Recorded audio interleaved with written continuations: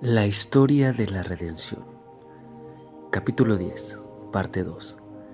La prueba suprema. De nuevo el Señor consideró conveniente probar la fe del patriarca por medio de una prueba tremenda. Si hubiera soportado la primera prueba y hubiera aguardado con paciencia que la promesa se cumpliera en Sara y no hubiera tomado a Agar por esposa, no habría sometido a la prueba más dura que haya experimentado hombre alguno. El Señor le ordenó: toma ahora a tu hijo, tu único, Isaac, a quien amas, y ve a la tierra de Moria y ofrécelo allí en holocausto sobre uno de los montes que yo te diré. Abraham no fue incrédulo ni vacilante.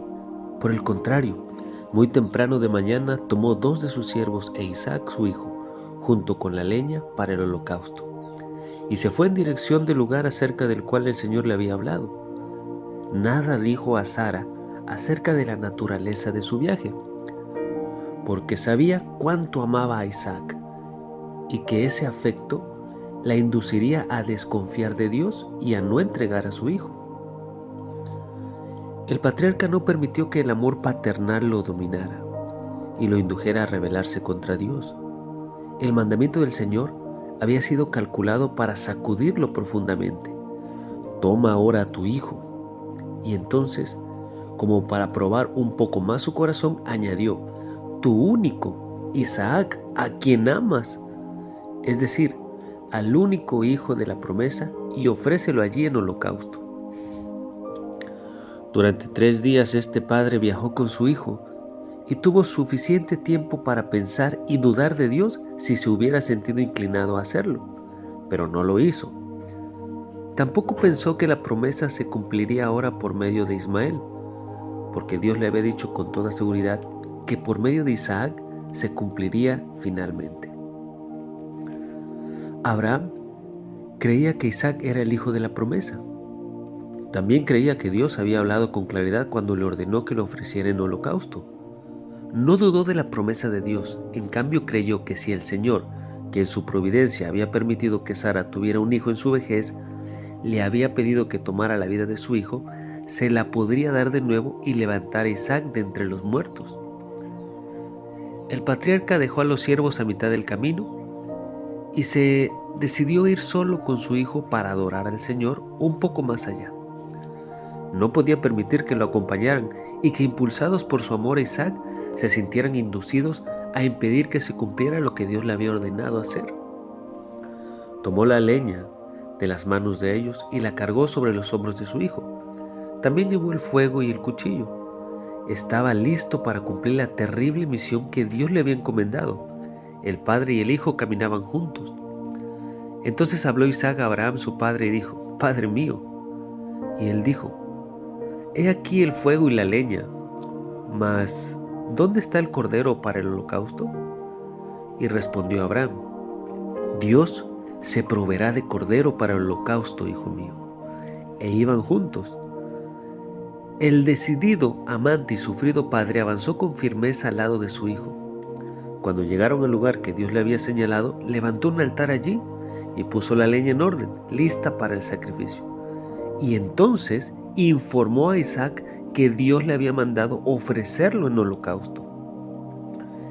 Le repitió la promesa que el Señor le había hecho varias veces, de que por medio de él llegaría a ser una gran nación, y que al cumplir la orden de Dios de quitarle la vida, Dios cumpliría su promesa porque era capaz de levantarlo de entre los muertos. Isaac creyó en Dios. Se le había enseñado a obedecer sin titubeos a su progenitor y amaba y reverenciaba al Dios de su padre. Podría haberse resistido si hubiera querido, pero después de abrazar afectuosamente al anciano, se sometió y permitió que éste lo atara sobre la leña. Y cuando la mano del padre se levantó para quitar la vida de su hijo, un ángel de Dios, que había estado observando toda la fidelidad de Abraham en su camino al monte Moria, lo llamó desde el cielo y le dijo: Abraham, Abraham. Y él respondió: heme aquí. Y dijo: no extiendas tu mano sobre el muchacho ni le hagas nada. porque ya conozco que temes a Dios por cuanto no me rehusaste a tu hijo, tu único. Entonces alzó Abraham sus ojos y miró, y he aquí a sus espaldas un carnero trabado en un zarzal por sus cuernos. Y fue Abraham y tomó el carnero y lo ofreció en holocausto en lugar de su hijo. El patriarca había soportado plenamente y con nobleza la prueba a la que fue sometido, y gracias a su fidelidad redimió su falta de perfecta confianza en Dios, que lo indujo a tomar a Agar por esposa. Después de esta manifestación de fe y confianza por parte de Abraham, Dios le renovó su promesa, y llamó el ángel de Jehová a Abraham segunda vez desde el cielo y dijo: Por mí mismo he jurado, dice Jehová, que por cuanto has hecho esto y no me has rehusado a tu hijo, tu único hijo, de cierto te bendeciré y multiplicaré tu descendencia como las estrellas del cielo y como la arena que está en la orilla del mar, y tu descendencia poseerá las puertas de sus enemigos. En tu simiente serán benditas todas las naciones de la tierra, por cuanto obedeciste a mi voz. Esta historia de Abraham nos da el marco para entender cómo debería ser la fe de las personas que confían en Dios. Que Dios le pida a un padre a su único hijo, a quien ama y que tuvo en su vejez, posiblemente no pueda compararse a un amor más excelso, más alto que este. Solamente el amor que tiene Dios para sus hijos.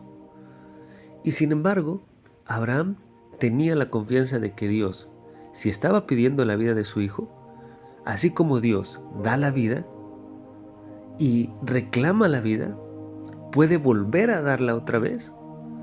Abraham sabía que si su hijo moría, Dios tenía el poder para resucitarlo. Pero él entendió que por encima de todo debe de confiar en lo que Dios dice, en lo que Dios pide, porque al final Dios siempre cumple sus promesas.